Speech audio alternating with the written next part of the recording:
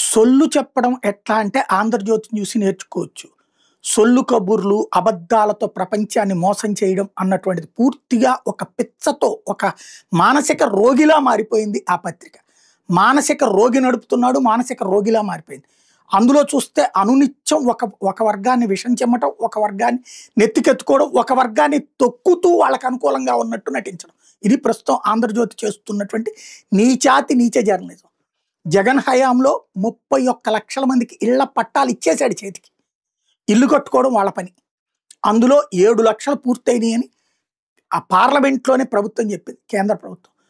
ఇంకొక 2 లక్షలు అండర్ దీంట్లో ఉన్నాయని. మొదట 5 లక్షలు చెప్పిన తర్వాత 7 లక్షలు చెప్పింది. టోటల్ 9 లక్షలు. కానీ ఒక్క ఇల్లు పూర్తి కాలేదు, 60,000 ఇళ్లే పూర్తయినాయి అన్నటువంటి ఓ సొల్లు వార్త రాసింది.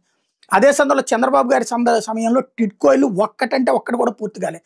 90% పూర్తయినవి కొన్ని ఉన్నాయి, 70% పూర్తయినవి ఉన్నాయి, 80% పూర్తయినవి, 25% కూడా పూర్తిగానే ఉన్నాయి. వాటిట్లో 25% పూర్తిగానే వాటిని రద్దు చేశాడు. 40-50 వాటిని పక్కన పెట్టాడు. 50% పైన వాటిని పూర్తి చేయమన్నాడు. 90-80% పూర్తయిన వాటిని జగన్మోహన్ రెడ్డి పూర్తి చేసి ఇచ్చాడు. 50,000 లక్ష.